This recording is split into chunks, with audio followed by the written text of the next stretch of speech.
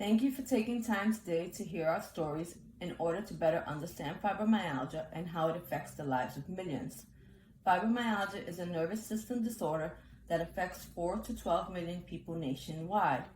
Please note that these are estimated numbers as there is no current database to track how many people are affected. It is also important to note that people who face health disparities often do not receive a fibromyalgia diagnosis. This is mostly due to the current ACR criteria being underutilized and creating confusion among physicians. This causes many to unnecessarily suffer in silence for years. I consider myself lucky because I received my diagnosis in 2007 within a year of having symptoms.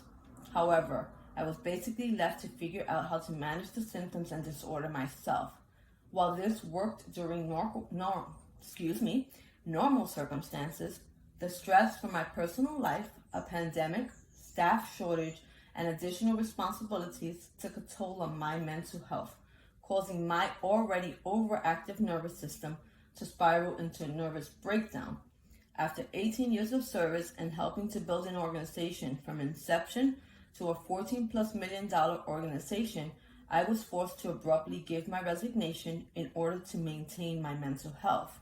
I lost my career, health insurance, was denied pandemic unemployment assistance, and was left with zero income. I exhausted my 401k in order to pay my younger son's college tuition, pay the mortgage, stay afloat, and heal from what my mind and body was feeling. My story is just one of many others. I can tell you Donna's story and how her career in HR abruptly ended, how she found herself institutionalized and is currently awaiting government assistance to maintain her housing and keep the lights on. I could also tell you the story of Sherry Little, who once had a vibrant career and in July 2015 died by suicide. Sadly, there are many others like her. Statistics say that people living with fibromyalgia are 10 times more likely to have suicidal ideation. It does not have to be this way. That is why we ask for your help in the following ways. We humbly request adequate funding to support fibromyalgia research at the NIH. Research holds the key to properly categorizing, preventing, and curing fibromyalgia. We ask that consistent information be created and available at public health agencies. By reviewing and updating digital content for fibromyalgia across the CDC, NIH, and other public health agencies, clinicians and the general public can be properly informed and updated on current treatments and diagnostic criteria. We ask that financial protections be put in place for employees that have dedicated a lifetime of service to the profit and or not-for-profit sector, similar to what is provided to government employees who are medically retired.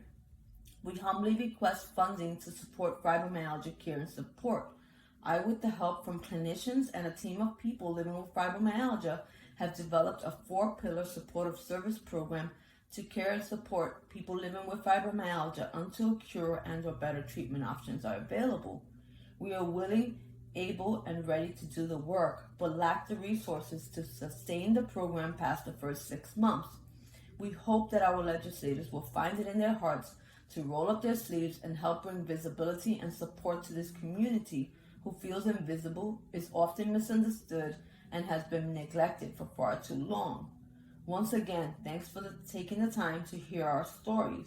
I welcome the opportunity to provide a more in-depth background on my personal situation, what I experienced when advocating for my son, a United States Marine veteran who was medically retired due to fibromyalgia, and the stories I hear through the work I'm currently doing at the Fibromyalgia Care Society of America. Thank you.